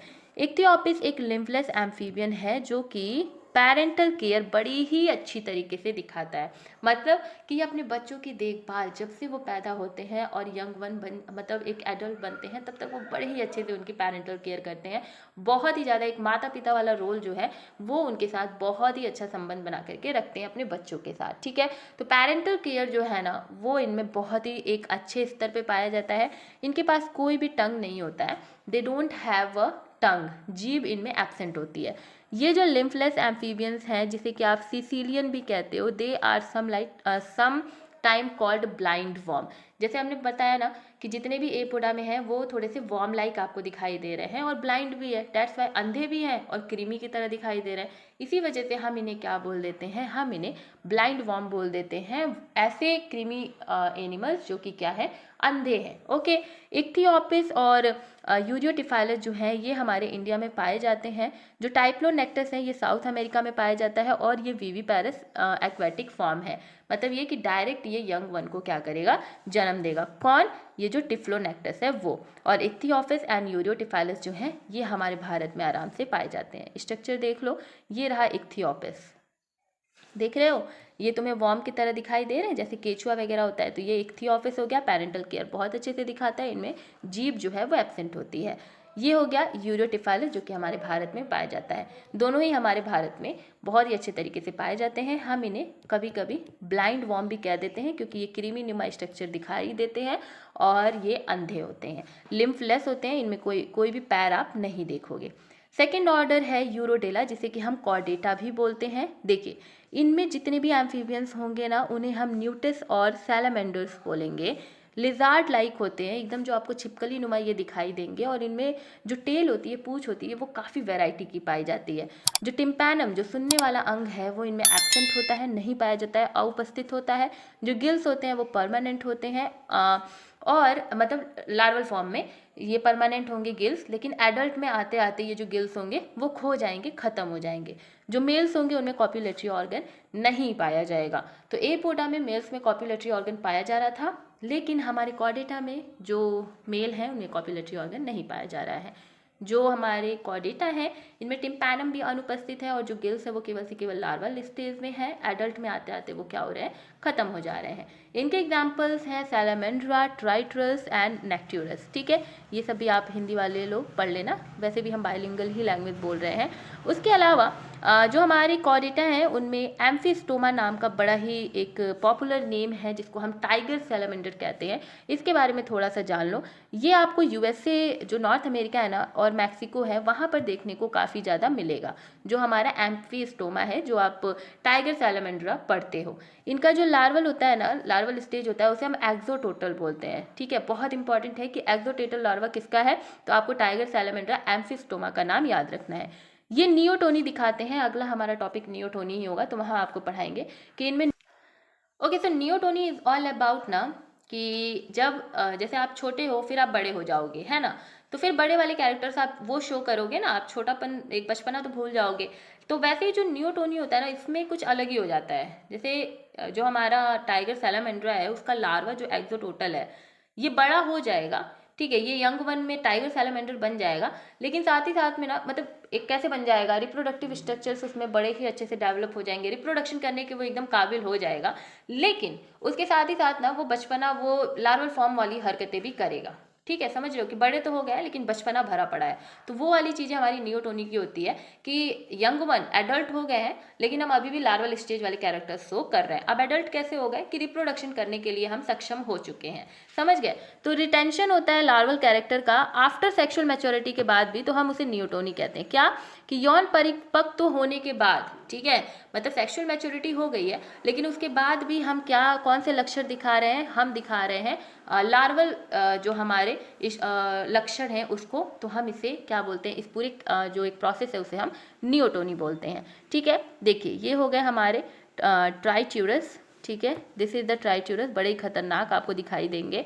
और ये हो गए हमारे सैलामेंडर। ठीक है, तो ये चीज़ें आपको समझ में आ गई कि सैलामेंडर आपको याद रखना है फ्रॉम कॉर्डेटा, एपोडा से आपको याद रखना है इक्थियोपिस। अब हम बात करेंगे एन्यूरा के बारे में, जिसमें आप सैलेंटीनिया के बारे में पढ़ोगे। ठीक है, कॉमनली हम इन्हें फ्रॉग एंड टोड बोलते हैं, मतलब कि अब ये जो आप अपने आंखों के सामने जो मेढक वगैरह कूदते फांदते देखते हो ना, जो टर्र टर्र करते हैं, वो अब आप पढ़ोगे एन्यूरा में, जो कि आप अपनी आंखों से देखते हो हर रोज। ठीक है, तो कॉमनली हम इन्हें मेढक, आमतौर पर हम इन्हें मेढक और टोड इन्हें कहा जाता है। ये पूछलेस होते, सॉरी टेललेस होते हैं, इनमें पूछ नहीं पाई जाती है। जो एडल्ट होता है वो गिल्स क्या होता है उनमें एब्सेंट होता है, लेकिन लार्वल फॉर्म में पाया जाएगा। इनमें आईलिड बहुत अच्छे से पाया जाता है, क्योंकि देखो यार पानी में रहना है ना, ये टेरेस्ट्रियल पे भी रह रहा है, पानी में भी रह रहा है। पानी में तुमको देखो, जब तुम्हारे ऊपर बहुत सारा पानी डाला जाए तो तुम्हारी आंखें अपने आप बंद हो जाती है, तुम्हारी आईलिड जो होती है वो खुद ही बंद हो जाती है। क्यों? क्योंकि वो आंखों को प्रोटेक्ट कर रही है। तो क्योंकि इन्हें भी पानी में रहना है तो इनके पास भी आईलिड होना जरूरी है, तभी इनकी आंखें जो है वो अच्छे से प्रोटेक्ट हो पाएगी। इनमें टिम्पैनम प्रेजेंट होता है सुनने के लिए। स्किन जो होता है वो लूजली फिटिंग होता है, स्केललेस होता है, स्केल्स नहीं पाए जाते हैं। और मैंडिबल टूथलेस इसमें होता है, मतलब ये कि मैंडिबल्स टिथ जो होते हैं वो नहीं पाए जाएंगे। ठीक है, मैक्सिला वगैरह पाया जाएगा। इनका सबसे ज़्यादा इंपॉर्टेंट जो एग्जाम्पल है वो है राना टिग्रीना, जिसे हम फ्रॉग बोलते हैं, बफू, एलाइसस and Rhacophorus. Rhacophorus is also the most important. ये देखिए, यही फ्रॉग आपके सामने रहता है ना। देखो, अगर हम थोड़ा सा इसके स्ट्रक्चर के बारे में बात करें तो दिस इज द नॉस्ट्रिल, जहाँ से वो सांस लेंगे, दिस इज द माउथ, जहाँ से वो खाना खाएंगे, दिस इज द स्नाउट, छोटा सा उठा हुआ पार्ट इनके बॉडी में। ठीक है, फिर ये इनकी आंखें हो गई, और आंखों पे क्या हो जाएगा, आईलिड। आंखों पे लगाया चश्मा, आंखें तो मिलाओ जी, ये सब मत गाने लगो। ठीक है, देखो आई है, आंख है, आंख के ऊपर क्या है, आईलिड पाया जा रहा है। ठीक है, तो इनके अब क्योंकि इनको पानी में रहना है तो दे वांट अ चश्मा, जो कि इनका आईलिड है, बड़े ही अच्छे से इनमें पाया जाता है। टिम्पैनम देखो आई के साइड में ही आपको यहाँ पे दिखाई देगा।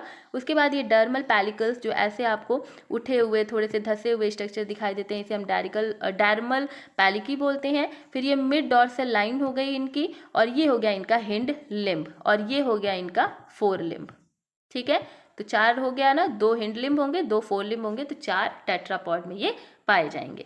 समझ गए? तो ये आपका कुछ पॉइंट्स थे जो कि आपको एम्फीबियंस से जानना था। अब जिन बच्चों को केवल से केवल इतना ही जानना है वो वीडियो को छोड़ के जा सकते हैं, लेकिन हम कुछ और भी अपने बच्चों को बताना चाहते हैं, जो है some extra point related to the amphibians, जो कि आपको आपके बड़े बड़े जो पेपर्स आपको देने हैं ना, जैसे नेट वगैरह पेपर देना है, या फिर बहुत बच्चे नीट वाले भी पढ़ रहे होंगे उन्हें देना है, तो उनके लिए अब ये जो पॉइंट्स हैं ये बहुत ज़्यादा अमेजिंग पॉइंट है। तो वीडियो में आगे बढ़ने से पहले अगर अभी तक सब्सक्राइब नहीं किया है तो जल्दी से सब्सक्राइब कर लो।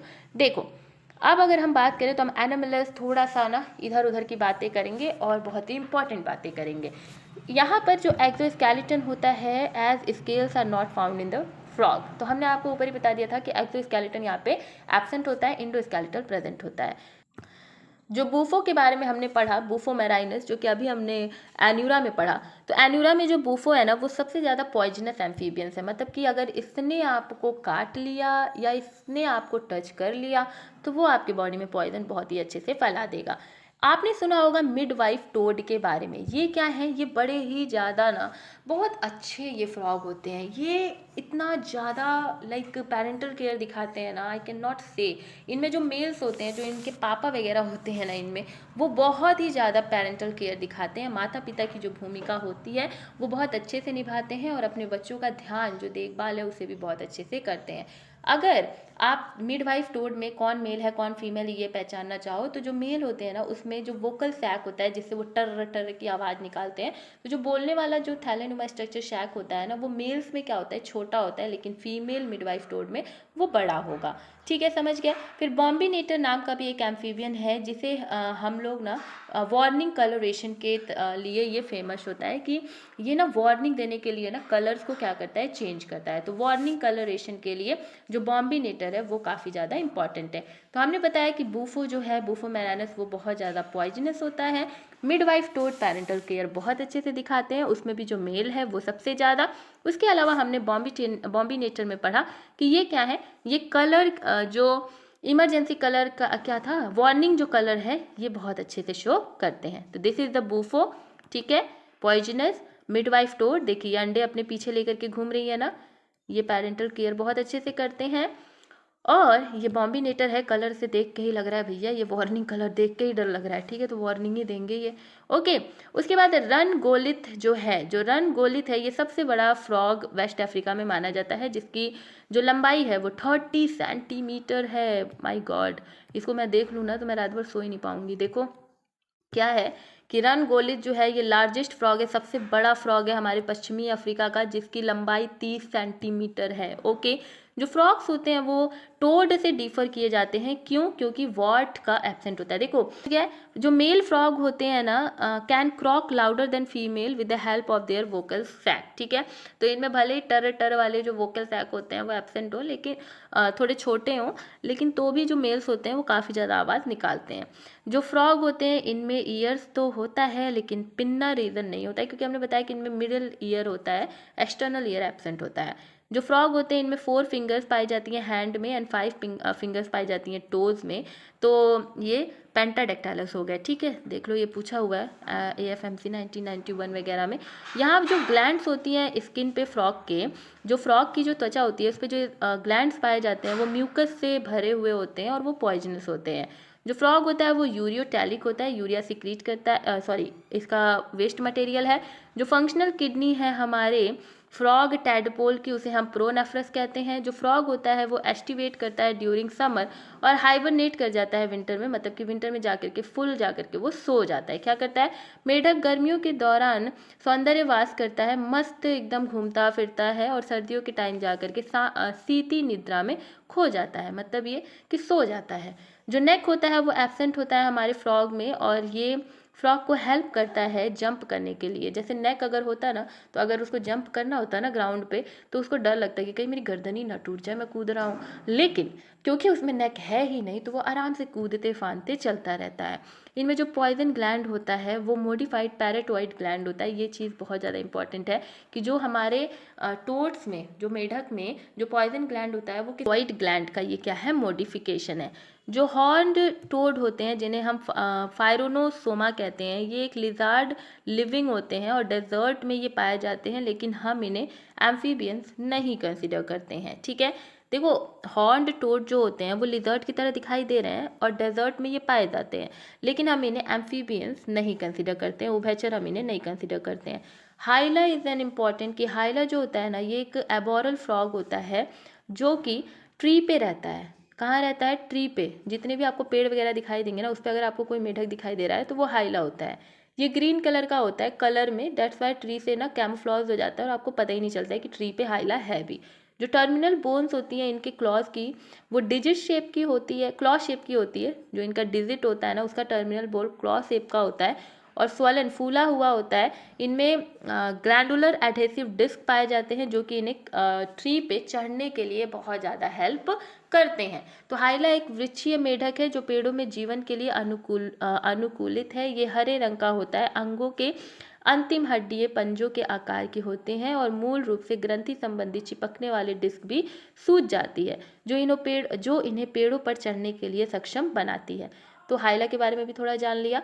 अब बात करेंगे रैकोपोरस के बारे में। रैकोपोरस के पास characteristic large web developed between two much elongated digit, मतलब इनका जो ऐसे पैर होगा ना वो कुछ इस तरीके का होगा और बीच में ऐसे ना ये डिजिट्स जो ऐसे हैं ये जुड़े हुए होंगे। तो ऐसा पैर इनका पाया जाता है जो कि वेब लाइक स्ट्रक्चर होता है। जो मकड़ी नुमा, जो मकड़ी बनाते हैं ना, क्या बोलते हैं उन्हें, मकड़ी क्या बनाते हैं, जाले बनाते हैं ना, तो उनकी तरह दिखाई देते हैं। फ्लैटेंड इनकी बॉडी होती है और पैराशूट लाइक आप इनको देखोगे। हाई एलिवेशन से लोअर वन तक ये आराम से कूद सकते हैं और ये फ्लाइंग के लिए बड़े ही अच्छे से डिजिग्नेटेड होते हैं, क्योंकि इनका जो पैर है ना उसका स्ट्रक्चर एकदम फ्लाइंग, उड़ने के लिए ही बनाया गया है। तो रैकोफोरस को ना हम लोग फ्लाइंग फ्रॉग भी बोलते हैं।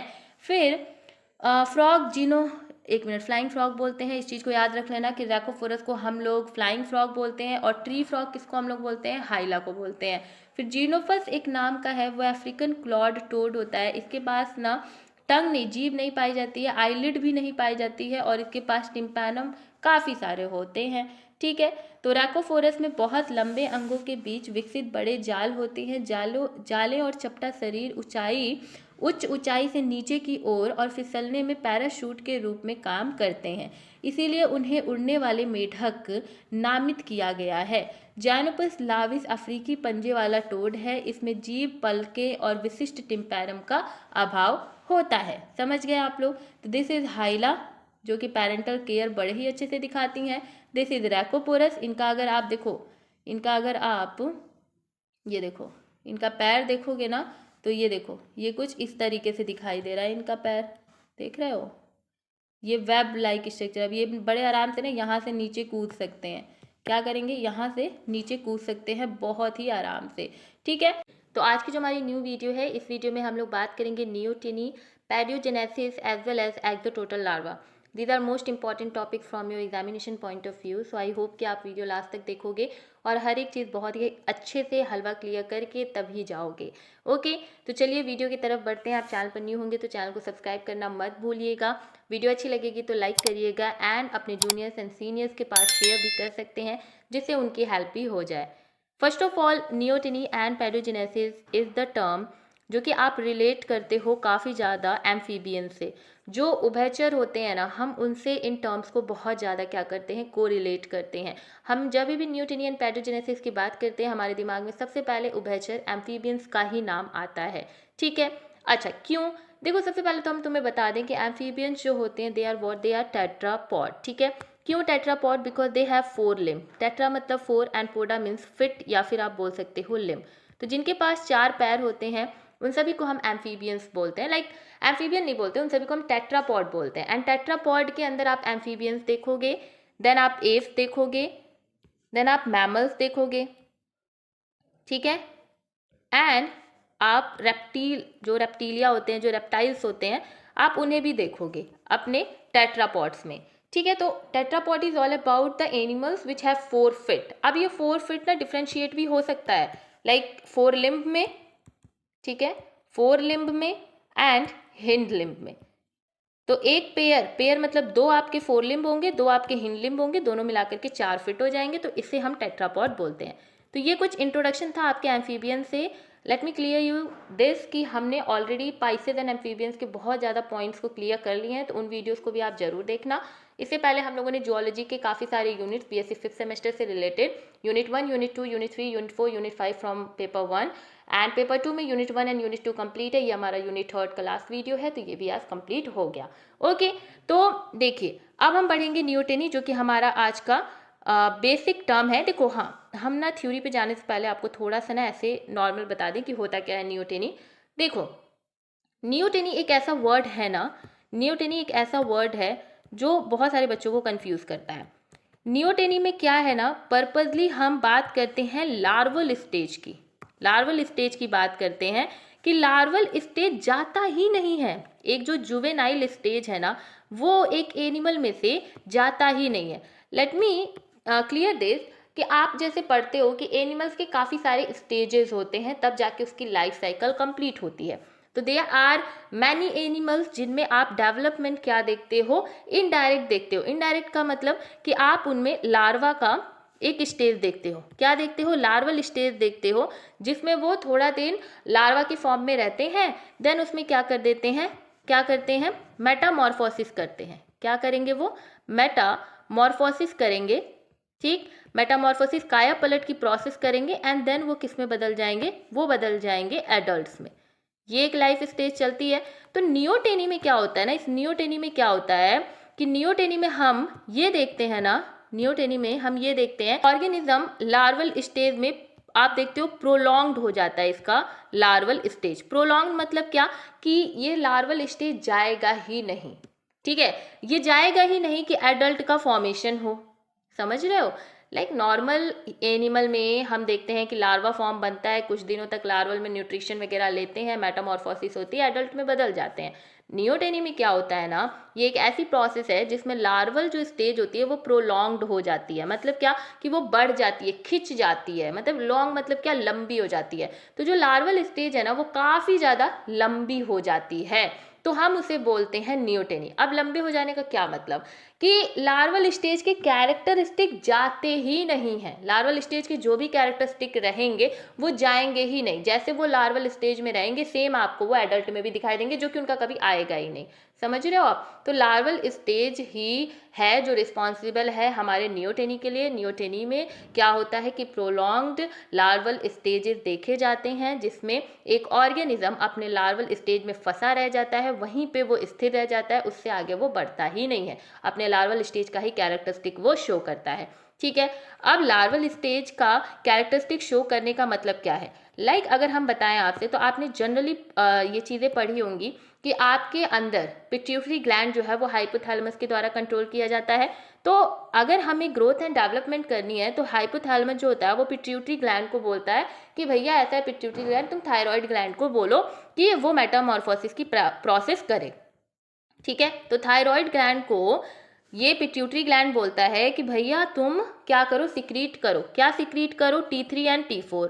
ये चीज़ आपने पढ़ी होगी कि T3 एंड T4 जो है वो सिक्रीट करो, उसके बाद ही आपकी जो ग्रोथ एंड डेवलपमेंट है, जो मेटामॉर्फोसिस की प्रोसेस है, लिख लो, ठीक है, जो मेटामॉर्फोसिस की प्रोसेस है ये हो पाएगी। तो नियोटोनी में क्या होता है कि जो हमारा थायराइड ग्लैंड है ना, इसके चक्कर में, इसके नहीं ठीक से काम करने के चक्कर में नियोटेनी स्टेज अब जब थायराइड ग्लैंड काम ही नहीं कर रहा है, मान लो कि हमारे नियोटेनी में हमने तुम्हें क्या बोला कि प्रोलॉन्ग्ड हो जाता है, ठीक है, डीलेड हो जाता है, ठीक। तो इसमें क्या है कि अपने लार्वल स्टेज में ये एक ऑर्गेनिज्म रह रहा है।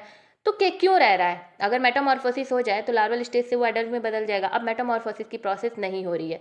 क्यों नहीं हो रही है? या तो जो तुम्हारा पिट्यूटरी ग्लैंड है वो इस थायराइड ग्लैंड को पहुंचा ही नहीं रहा है सिग्नल, ठीक है, इस वजह से नहीं हो रही है, या फिर ये जो थायराइड ग्लैंड है वो पिट्यूटरी ग्लैंड की बात ही नहीं मान रहा है और वो उसके सिग्नल को इग्नोर कर रहा है।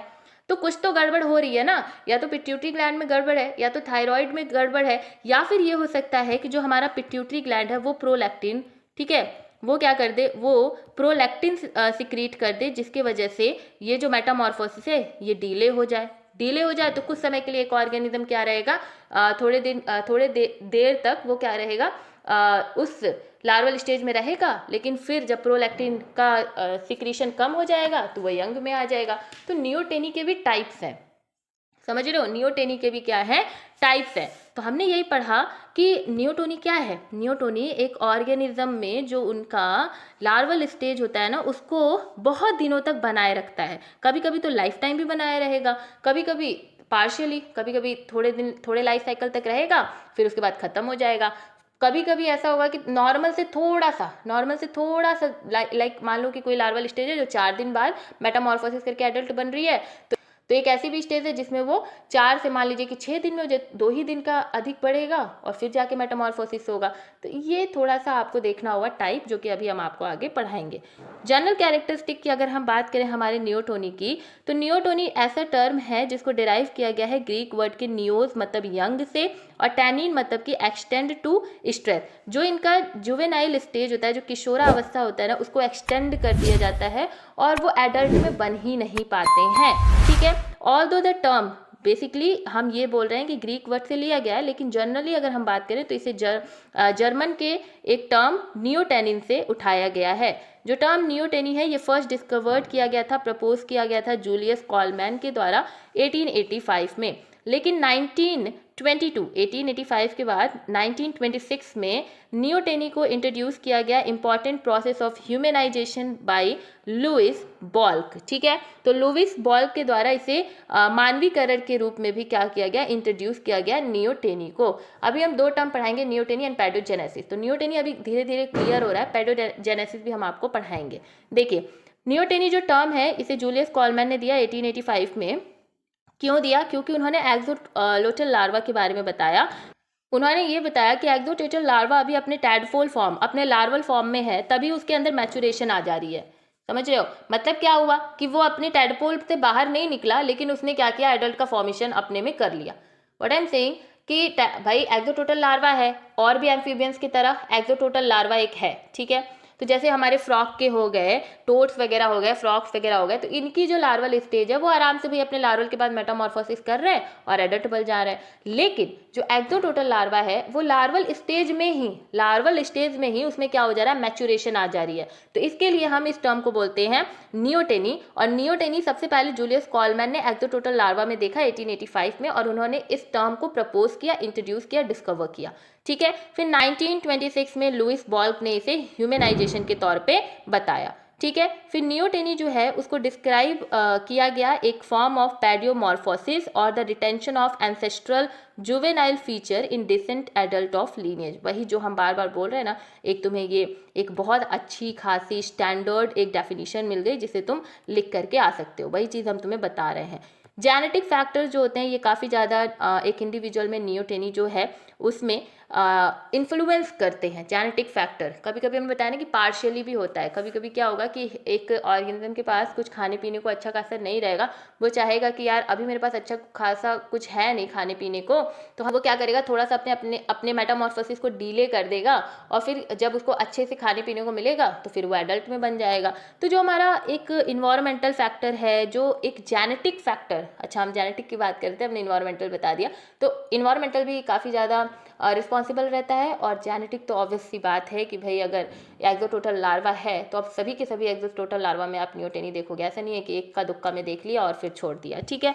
कॉर्डेट में हम देखते हैं कि मेटामॉर्फोसिस होती है डेवलपमेंटल इवेंट में, जो कि एम्फीबियंस में भी हम देखते हैं। और ये हमारे कॉर्डेट में जो एम्फीबियंस हैं उनमें जो थायराइड ग्लैंड है वही मेटामॉर्फोसिस के लिए क्या होते हैं, रिस्पॉन्सिबल होते हैं। जैसे हमने आपको बताया कि हाइपोथैलेमस जो है वो पिट्यूटरी ग्लैंड को बोलेगा, पिट्यूटरी ग्लैंड थायराइड ग्लैंड को, thyroid gland T3 and T4 निकालेंगे, एंड T3 एंड T4 जो है वही क्या करेंगे, मेटामॉर्फोसिस की जो इवेंट है उसको बढ़ाएंगे, ठीक है। So the fact that TH regulated metamorphosis is conserved in chordates such as Amphioxus implies that this event is an ancient feature of all vertebrates. ये लाइन आप छोड़ दो, ये लाइन थोड़ी सी ठीक नहीं लग रही है। उसके बाद देखो जो मेटामॉर्फोसिस होता है डेवलपमेंटल इवेंट में, जिसमें थायराइड ग्लैंड जो थायराइड हार्मोन है उसे ट्रिगर किया जाता है दीज इवेंट। तो होता क्या, हमने बताया ना कि गलती क्या हो सकती है कि थायराइड ग्लैंड की ही हो सकती है। पुअर सिक्रीशन होगा थायराइड ग्लैंड का, वो सिक्रीट ही नहीं करेगा T3 एंड C4, जिसके वजह से लार्वल जो टिश्यू है उसको क्या मिलेगा, सिग्नल नहीं मिल पाएगा। और जब सिग्नल नहीं मिलेगा तो फिर वो क्या करेगा, एडल्ट में नहीं बदल पाएगा। Again I am saying this कि हाइपोथैलेमस जो है वो पिट्यूटरी को बोलेगा, पिट्यूटरी थायराइड को बोलेगा, ठीक है, थायराइड ग्लैंड। और थायराइड ग्लैंड जो है वो T3 एंड T4 निकालेंगे। T3 एंड T4 जो हैं वो हमारे जो लार्वल टिश्यू हैं उन्हें कांटेक्ट करेंगे, उन्हें बोलेंगे, और जो लार्वल टिश्यू है फिर वो जा करके एडल्ट में बदल जाएगा, ठीक है। तो यही चीज़ में होता क्या है कि जब हम नियोटेनी देखते हैं तो नियोटेनी में ये जो थायराइड ग्लैंड है ये कुछ गड़बड़ी करेगा। इसके वजह से जो लार्वल टिश्यू हैं उन तक ये T3 एंड T4 नहीं पहुंच पाएगा, जिसकी वजह से एडल्ट फॉर्म जो है वो डिले हो जाएगा, प्रोलॉन्ग्ड हो जाएगा, और एक ऑर्गेनिज्म अपने लार्वल स्टेज में रह करके क्या करेगा, मैच्योरेशन क्या करेगा, दिखाएगा, ठीक है। समझ में आ गया कि अभी लार्वल स्टेज में है लेकिन बड़े होने का उसमें आप अनुभव देखोगे। Types of neoteny, partial neoteny क्या होता है कि कुछ लाइफ के स्टेज तक, लाइक अगर 120 डेज की लाइफ साइकिल है और लार्वल स्टेज अगर 60 डेज पे आ रही है तो 60 डेज तक 60 से मान लीजिए कि 80 90 तक ये क्या करेंगे, आपको लार्वल स्टेज में दिखाई देंगे। उसके बाद आफ्टर 90 ये क्या कर जाएंगे, एडल्ट के फॉर्म में चेंज हो जाएंगे, ठीक है। तो समझो कि जो पार्शियल इनकी लाइफ साइकिल किसी ऑर्गेनिज्म की होती है उसमें क्या हो जाना, नियोटेनी का दखल अंदाजी कर देना। और क्या होता है कि आधी जो लाइफ साइकिल है उसमें आप नियोटेनी देखोगे, आधे में नहीं देखोगे। फुल नियोटेनी की ओवरऑल जो भी लाइफ है, पूरी ओवरऑल उनकी जो लाइफ साइकिल है, जैसे साइरन एग्जाम्पल है, तो इनकी पूरी लाइफ साइकिल में क्या होता है कि नियोटेनी देखा जाता है। ये पूरी लाइफ साइकिल में एक लार्वल स्टेज में ही रहते हैं। फिर फैकल्टेटिव मतलब क्या कि नॉर्मल से थोड़ा सा ज़्यादा। और सेलुलर मतलब क्या कि कभी कभी नियोटेनी आपके सेल ऑर्गेनेल्स में भी आपको देखने के लिए मिलते हैं, ठीक है। तो partial neoteny is all about, it is a partial neoteny for some time और ईयर ऑफ द ऑर्गेनिज्म। कुछ ईयर्स तक कुछ ईयर्स के लिए आप देखोगे कि ऑर्गेनिज्म जो है वो लार्वल फॉर्म में रहेंगे, फिर वो एडल्ट फॉर्म में बदल जाएंगे। इसके एग्जाम्पल है एम्फिस्टोमा and लिंथोबेट क्लैमेटियन। Full neoteny and obligate neoteny भी इसे बोलते हैं। तो इसमें क्या होता है कि लार्वल स्टेज में पूरे अपने ड्यूरेशन ऑफ लाइफ, पूरी लाइफ साइकिल में वो लार्वल स्टेज में ही रहेंगे, तो उसे हम फुल नियोटेनी या फिर ऑब्लिगेट नियोटेनी कहते हैं। एग्जाम्पल इज साइरन, ठीक है।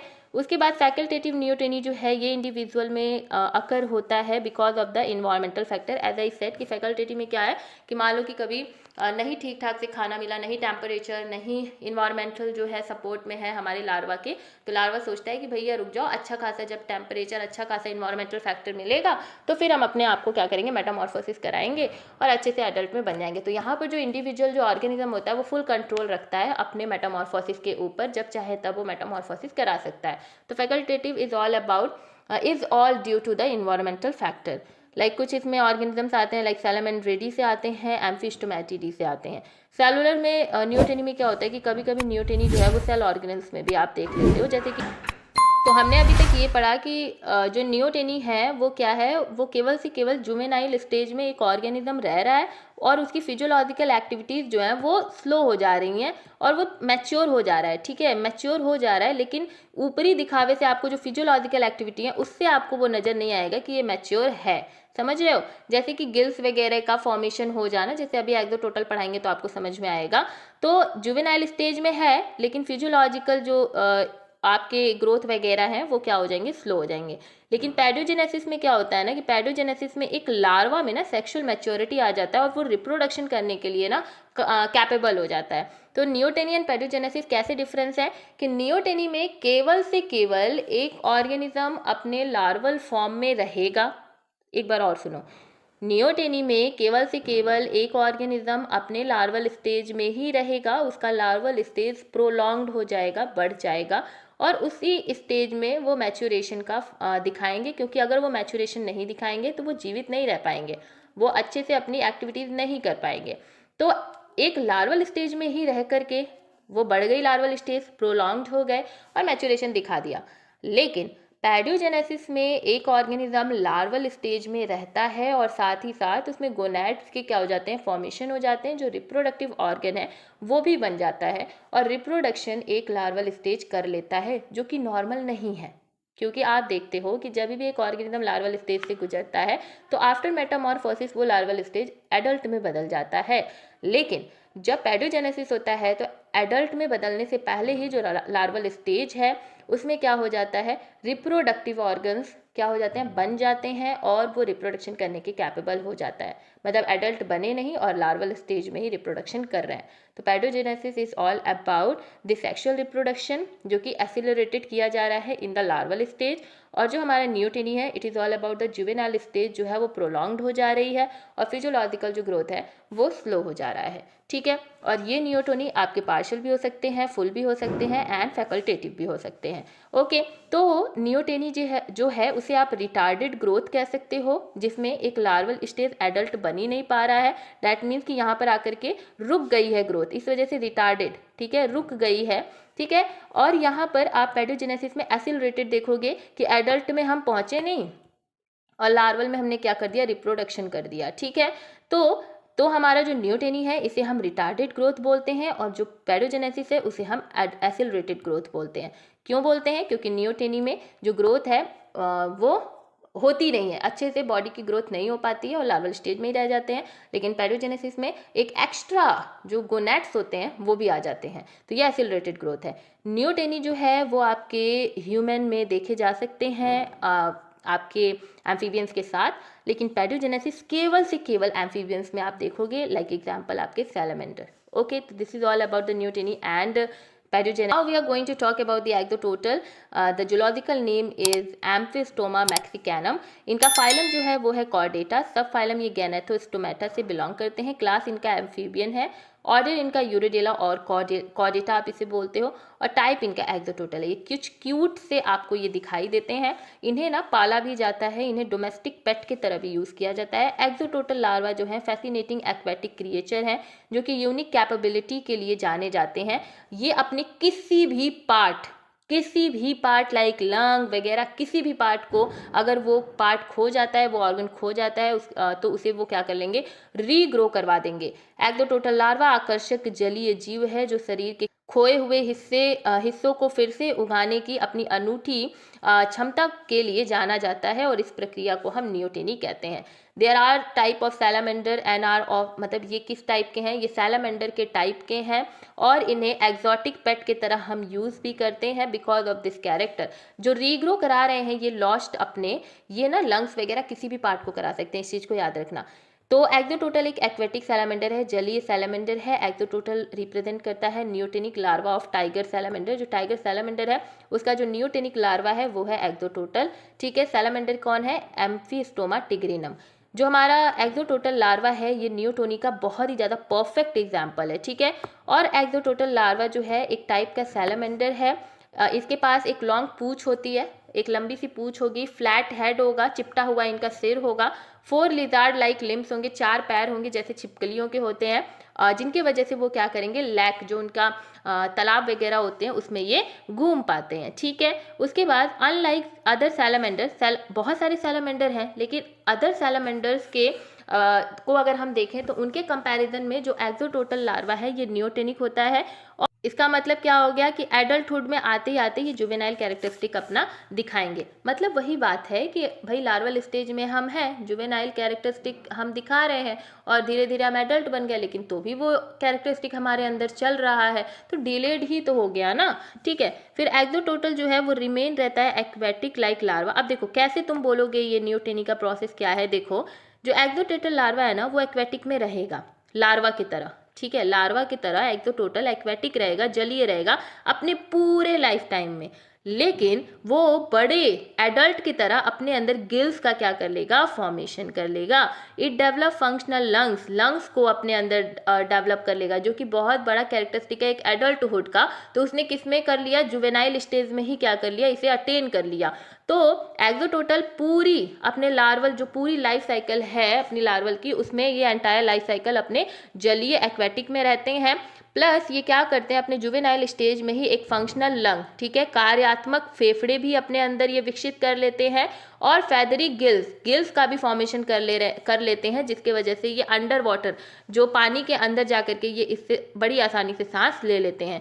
और लाइक यंगस्टर युवाओं की तरह ये क्या करते हैं, दे रिटेन एक्सटर्नल गिल्स भी इसमें पाई जाती हैं, टेल भी पाया जाता है, बॉडी फिन्स भी पाए जाते हैं एंड मूवेबल आई लिड इनमें एब्सेंट होती हैं। तो देख रहे हो कि ये छोटे में ही इनके पास लंग्स भी आ जा रहा है, गिल्स भी आ जा रहा है, पूंछ भी आ जा रही है, बॉडी फिन्स लाइक हो जा रही है, तैरने के लिए बहुत अच्छी हो जा रही है, मूवेबल आई लिड इनसे हट जा रही है। तो ये सारी कैरेक्टरिस्टिक जो एडल्टहुड के हैं इन्होंने क्या कर दिया, इन्होंने जुवेनाइल स्टेज में ही शो कर दिया।